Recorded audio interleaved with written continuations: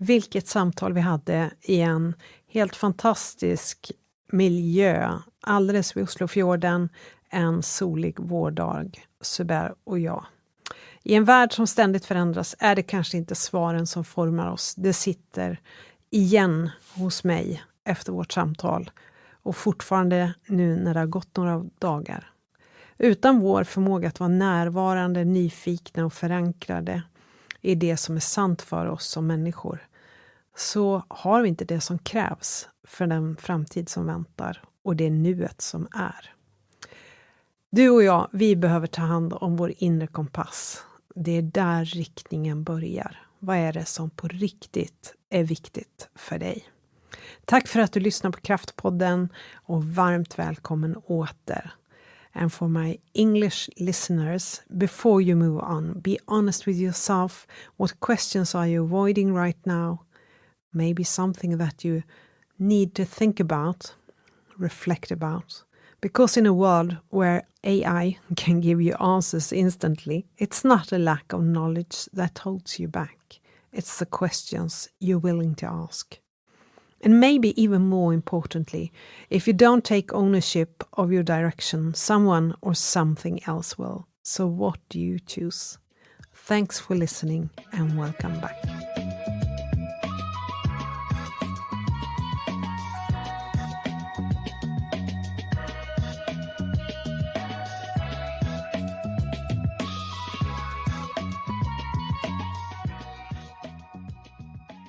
I have presented you shortly, but who are you? First of all, thank you for inviting me. It's a real pleasure and honor.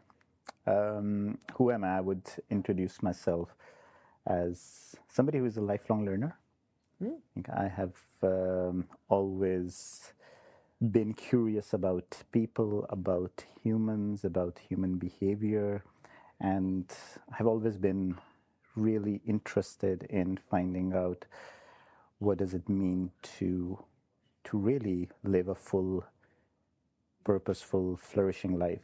So I've always been interested in maximizing human potential, and that is what brought me into the space of leadership development as well.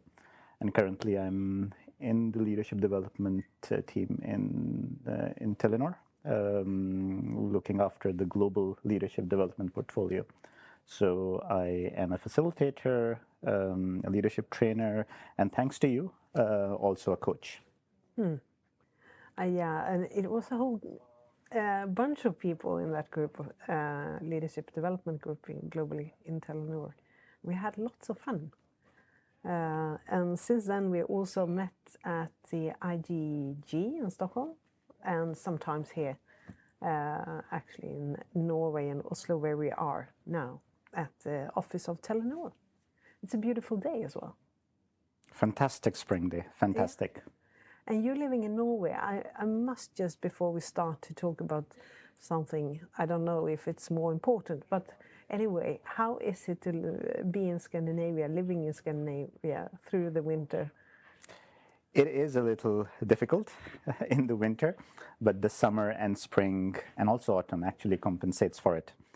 And I think one thing that I've really started to appreciate after moving here is the different seasons.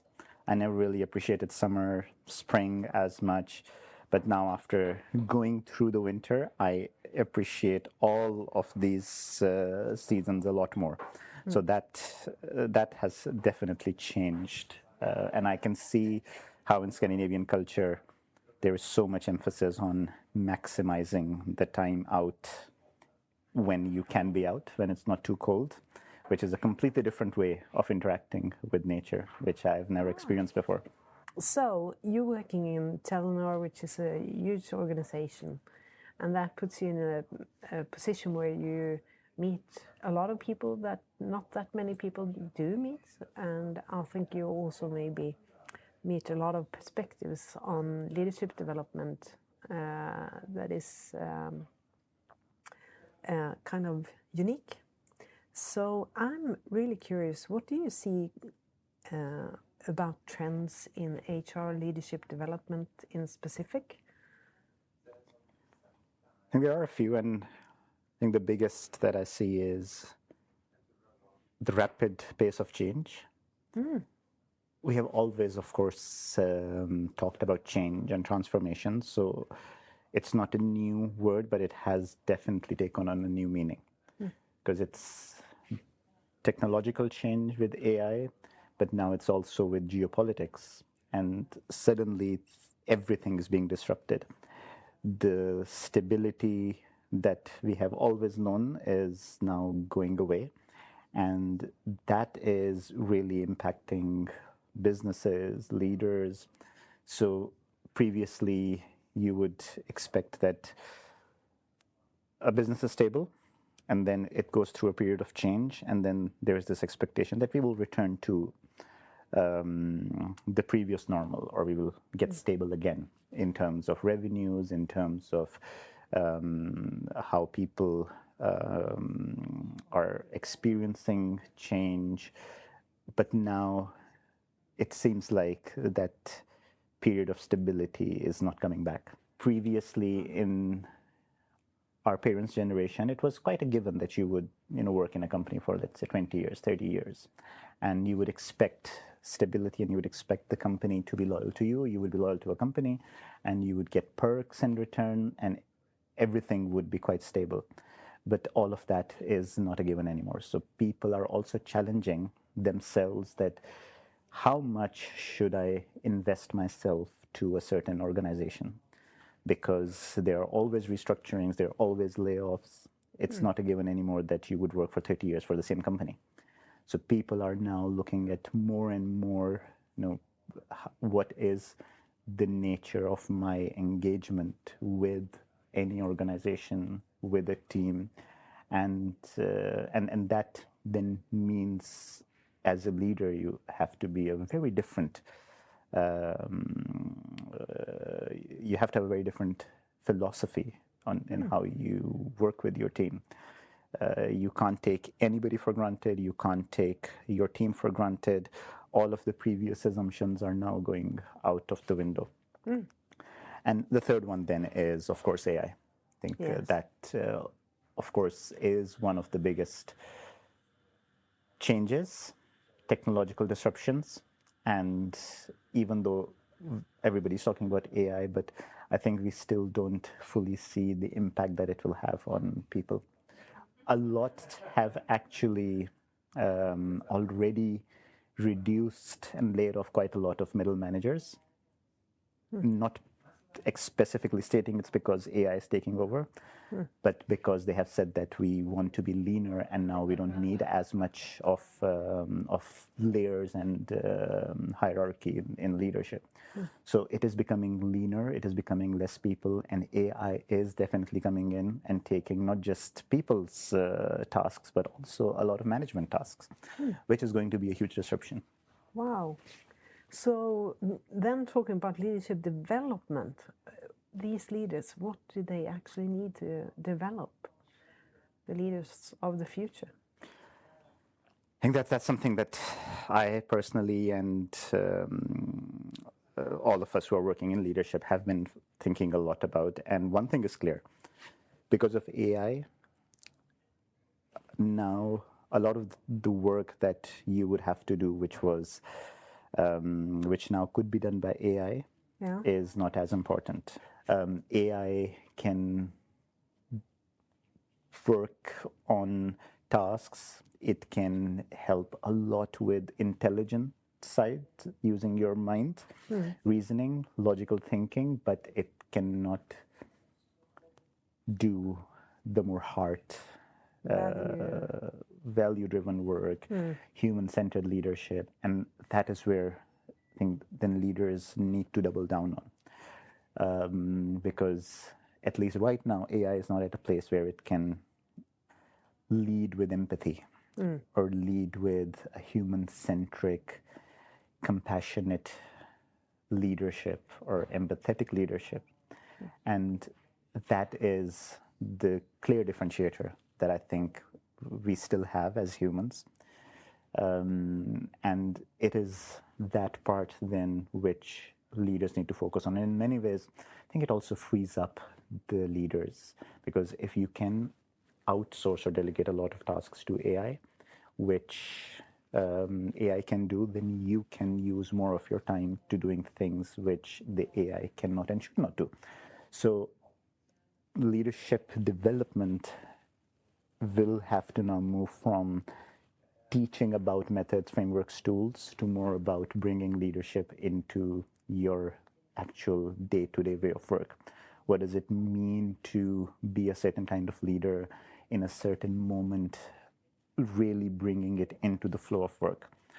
And that is something where we still have a gap, because leadership development is still seen more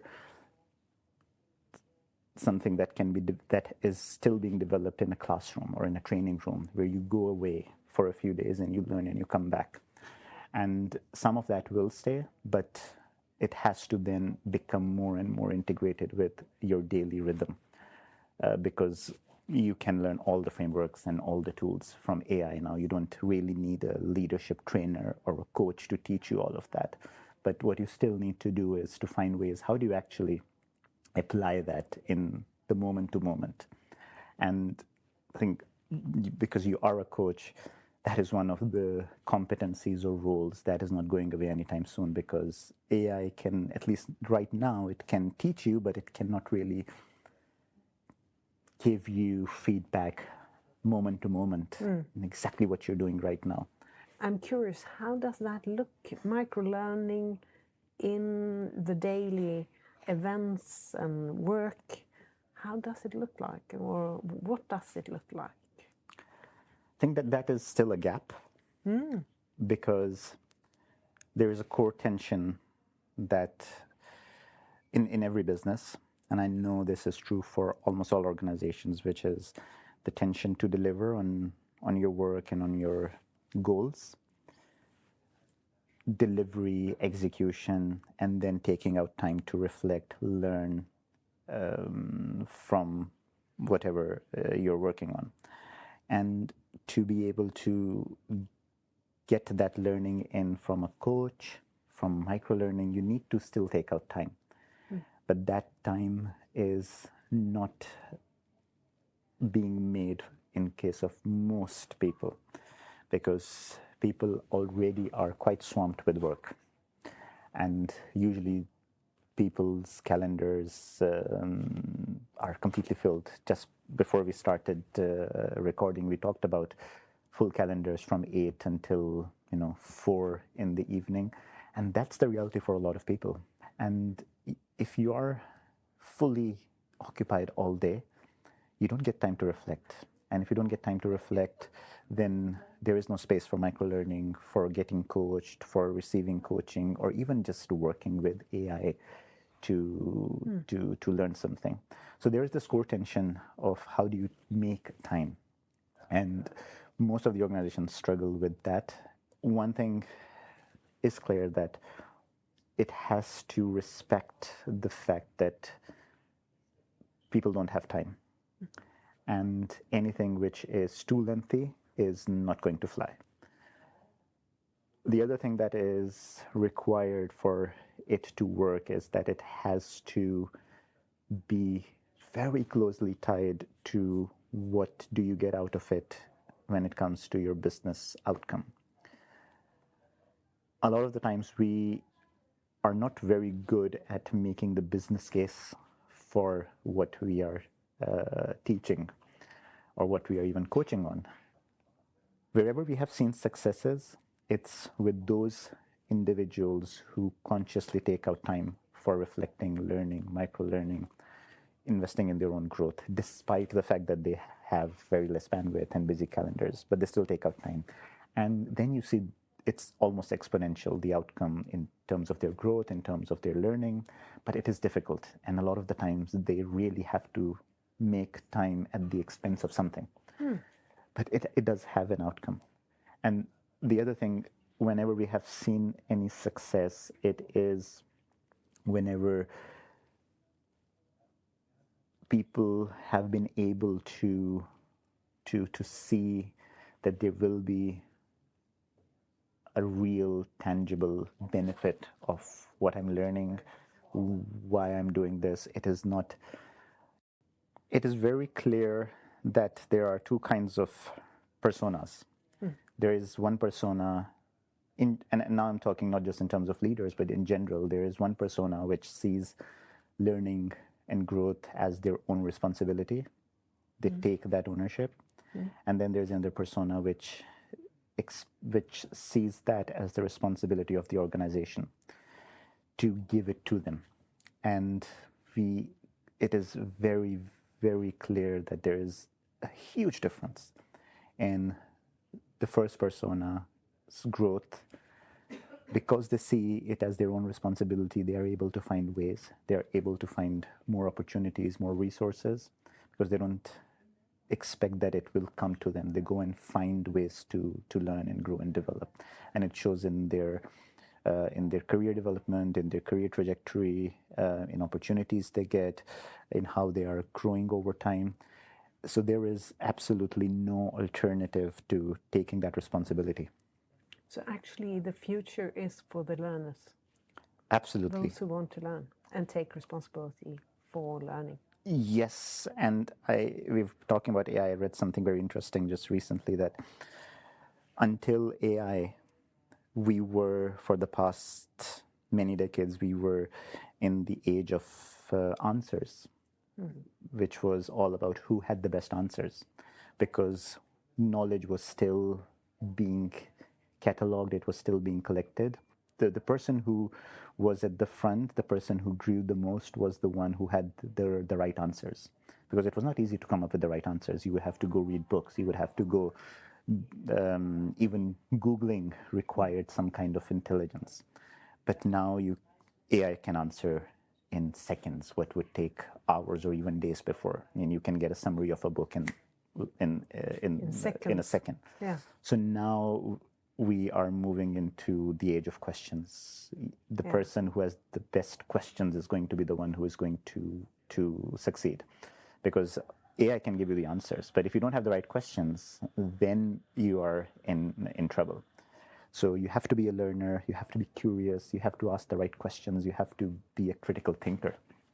And then AI can be your ally, it can help you in coming up with answers, but AI cannot help you ask the right questions. And suddenly a coach education is a really good investment, actually, where you learn to think in other perspectives. You learn not just the right questions, but how to ask the right question. But hopefully a good education help you to learn how to be curious, which will feed the questions. And that's actually new as well in the coaching area, I think. Where we actually before taught, these are the 20 great questions. You can learn them and you will be a great coach. That's not how it is anymore. That's interesting. And reflecting on that, I think the course that I was a part of, luckily, with you and Toril, if I have to choose what was the best thing for me that I have used the most, it is the art of asking powerful questions, or the skill of asking powerful questions. Because I'm not a full-time coach, which means my day is not filled with back-to-back coaching sessions. No, I do trainings, I do workshops, I facilitate, I help with leadership strategy, overall learning strategy. But the whole skill of asking better questions is what has helped in all of these areas. As a facilitator, as a trainer, while working with devising strategy, sitting in meetings and workshops where we are co-creating the future of leadership, asking better questions is what has been the most high value of that course. So even if you're not a full-time coach, that ability to ask better, powerful questions is the most important. It's interesting that you say that. I'm just coming from a conversation where we talked about the importance of curiosity and questions, and I totally agree, of course, and I've been interested because it's actually a huge area so many people I meet, I talk about questions, and it seems like, yeah, they should be open, simple, and that's it. But it's a huge subject with curiosity and questions, actually, that I love. But we are not about to talk about that. So I will take us back to a conversation you and me had in Stockholm. We were at the conference of Inner Development Goals and met there. We didn't know that we were going to meet there, but we were standing in some of the pause time and reflected together, and we started to talk about values. And I can't really remember the question you asked about questions then, but I think it was like how to balance values. Do you remember? Because that conversation really clarifying for me, this is how I should talk more about. You helped me to be a bit more clear in how to describe how you should work with your values. What do you remember from that conversation? That was one of the most powerful conversations, because it completely changed my perspective on values and life. So it was a transformational conversation.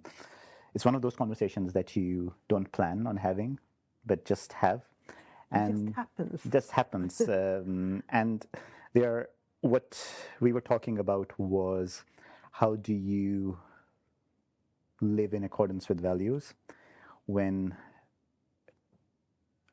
a lot of the times you're not able to balance your values and live all of them fully. And when you shared your story, you talked about how you don't need a balance, and running after balance is actually counterproductive, because there is no such thing as balance, and it's okay if you're over living certain values at a certain time in life and under-living that another value, while at another stage in life you are then over-living another value. And that sparked something in me and completely changed the way I look at values, because I'd always felt this guilt that I'm not living all of my values all of the time fully. And I had this belief in me that I must live all of my values equally all the time, because that is what is the right way to go about it. But when you talked about yourself and the fact that it is actually not only not possible, but that it's actually counterproductive, it initially gave me permission and started reducing my guilt that, okay, I might be too self-critical on myself. And so it gave me the permission to be okay with over-living or having some of my values being overrepresented at a certain stage in life, while at another stage, some other values might get overrepresented. So that was the conversation. But what it also sparked was then this whole idea about balance and where is that coming from. So I really dug deep and started doing research, because I'd always believed in balance and wanting to live a balanced life. And all of that was questioned. And that was fascinating, because when I started researching, I found out that the idea of balance is actually a myth. And it was popularized in the 60s and 70s. And people still believe, majority of the people, that balance is something to strive for. And it comes from this very wrong understanding that nature is also in balance, and nature requires balance. That if you leave nature, it will stay in this beautiful state of balance. But science has debunked that. And it's not true. And now what we know is that actually there is no balance in nature. It's better, what happens in nature is better described by chaos theory. That the ecosystem is constantly adapting to disturbances. And the most fascinating part of that is that what usually happens is that there is this brief moment of stability and harmony, and then something happens, a storm, something, there's a storm, there is an earthquake, there is a tsunami, there's too much rain, or there is some external factor, humans do something, and that really disturbs the ecosystem. But the fascinating thing is that it adapts, it responds, but it does not go back to the previous stable normal that it was in. It creates a new reality. And so nature never gets back to its previous stable nature. It's constantly adapting, it's constantly responding to what is happening. So it's very adaptive. And so people are really running after something which does not exist, rather than accepting the fact that after the destabilization, you need to now adapt to the new reality, whatever that new reality looks like. And I think now the world is going through a very strange phase where everything is being disturbed and there is a lot of uncertainty. And if you think about it, it's very interesting because the kind of stability that we have seen in the past few decades, which is basically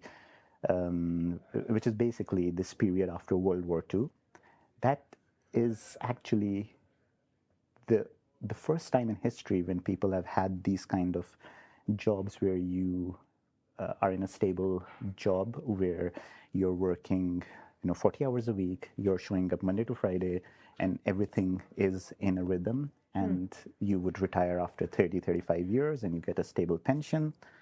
That has never been the case for humanity ever since it started. We were initially hunters and gatherers. We did not know when the next meal would come from. You would not know when the lion will attack you and you'll have to run. Then we were farmers. You never knew which year you would have better crop, which year you would not have better crop. Then there would be floods, there would be earthquakes, there would be wars. Like, that was how it was. And it's only in the last few decades that we were able to develop this kind of a stable environment. But that is an anomaly. And we are already seeing that might not stay the same. It may not last. It may not last. And this is what the interesting part is. People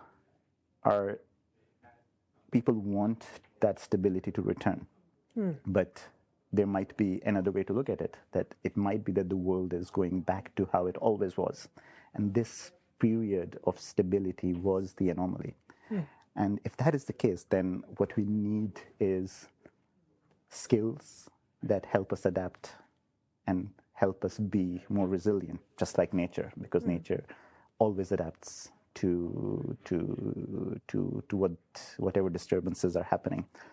So that conversation led to all of that, and it's really about how you see life and reality. But we're searching for something outwards, something that is out there, and somebody should give us stability or balance, or something should give us stability and balance or peace within, while we should actually find it within ourselves. As you started today about transformation and change and how it, interesting. I think that's a very important topic, stability coming from inside, and that links back to values.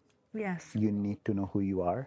You need to know your compass, because if you don't know who you are, if you don't have your compass, if you don't have awareness of your values, then all the chaos around you is going to badly impact you and affect you. But if you know who you are, it makes it much easier to. The analogy is that of a tree. I mean, the older the tree, the more roots it has, and the more it can withstand storms and floods. And those roots are basically your core values, right? In pretty much all ancient wisdom traditions and all religious traditions, you find this concept, which is, as above, so below, or what is outside is also inside. And if you don't cultivate the inside, then the outside is more difficult to manifest for you. So how do you use your values on a daily basis? I want to add, I don't think there is a right way. I think that person needs to find their way to use them. In all the ways we do, it's probably okay. I think. Absolutely. And I think I've become acutely aware of the fact that your values do show up in your work, in your life, even if you are not aware of that. Yeah. But if you get aware of what your values are, then you can find ways to live them even deeper and even with even more impact. For me, it has always been more impactful to reflect on my values and on the inner compass whenever there has been some kind of a disruption in life or some kind of a big change. For example, moving continents and moving countries, that really helps you think very deeply about what your values are and how do you live them every day. And then what I notice is that there are these moments where I get very, very reflective on trying to better understand myself and my values and how they should show up. And then there are periods when they go on a bit on autopilot almost until the next time there is some kind of a disruption. And then I refine it even further. And then they go on autopilot again. And then there is a time when there is another disruption. And reflecting back on the conversation on nature and how systems behave, it's very in line with how nature behaves as well, right? That there is some temporary stability, and then there is some kind of a disturbance, and then it has to adapt and it has to respond to that. But I'm not actively thinking about that every day. It kind of goes on autopilot until there is a change, and then I would again spend a little bit more time on trying to understand what's going on inside, and which is why I think it's super important to have periods where you are able to go out of your routine, where you're able to break the pattern, and where you're able to really reflect and think about what's going on inside and reflect on these things. Otherwise, if you are constantly just executing, performing, you're on autopilot all the time, then you don't get the chance to go back and reflect. And there is this idea that I really liked, very fascinating idea of seasons. So there are seasons in nature, but there are also seasons of in your inner life. There are seasons of expression, then there are seasons where you are more inward and more reflective. And typically that traditionally, before the modern world, that was always tied with external seasons. Because in winter, when it's dark, it's gray, it's cold, you would spend more time indoors, you would be more reflective, you would spend less time milling the field, you would do less work. And then in summer, you would be doing more work, you would get less time to reflect. And which is why you also see that in all the ancient wisdom traditions, whenever there was a concept of a pilgrimage or some kind of going on spiritual trip, it was. When we talk about personal development, it's a big area. Everyone is talking about it. Seems like sometimes, and I can see my social media is filled with programs, and you should do this and you should do that, and in the bookstore you could buy books where it's a whole program, you can fill it in for a whole year or whatever it is. And it seems like we are always producing, while what we are talking about now, about following seasons or cycles of life or nature or our inner world, like cultivating, that is something else. And it's actually to just put your shoulders down and listen a little bit more. Not just listen to what is in business, but listen to nature, listen to seasons, listen to signals in our bodies.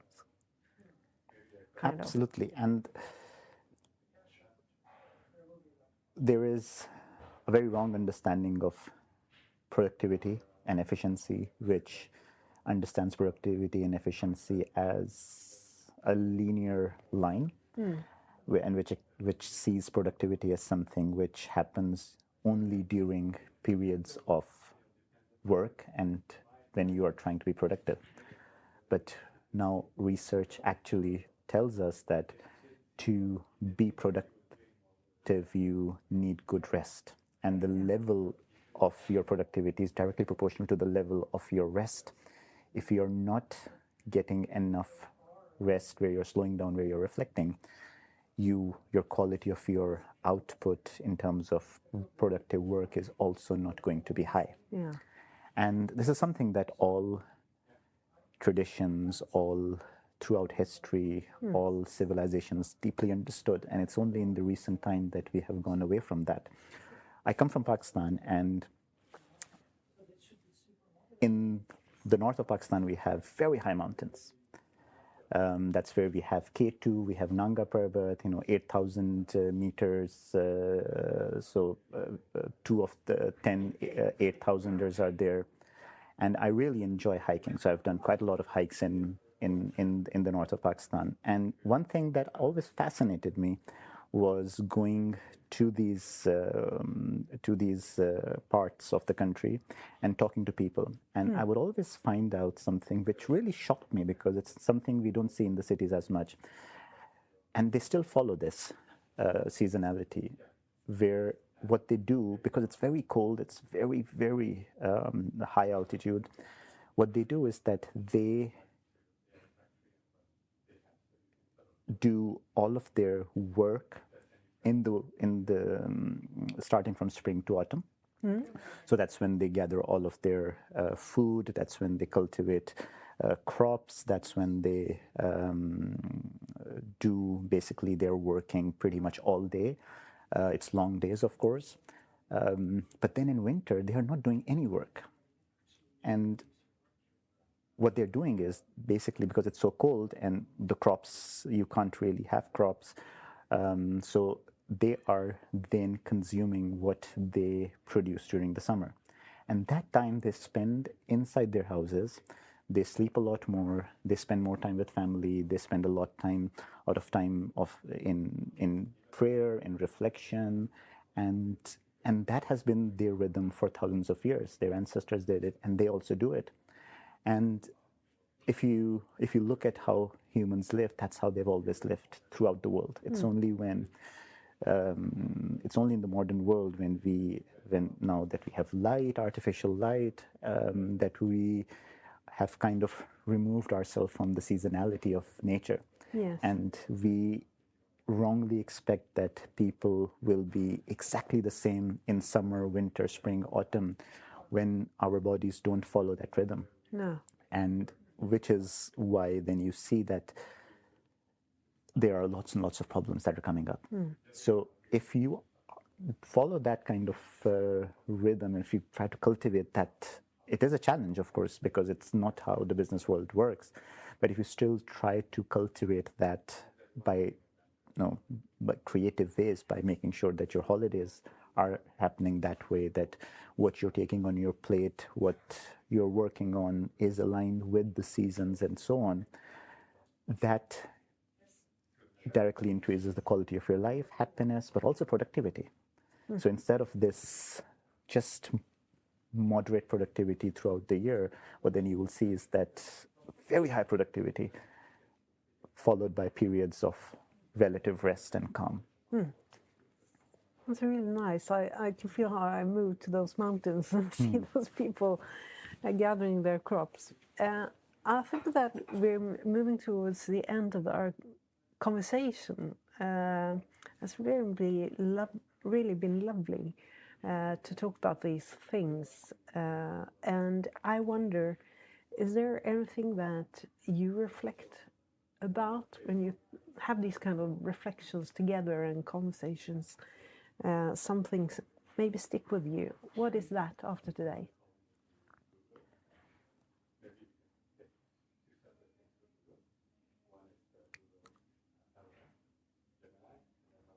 I think the most important to me is this concept that we talked about when you mentioned this inner and outer. We started by talking about AI changing trends in leadership, in business, and then we talked about values and compass, and all of it goes back to cultivating an inner life. And when I think about my role as somebody working with leadership development and somebody who is really passionate about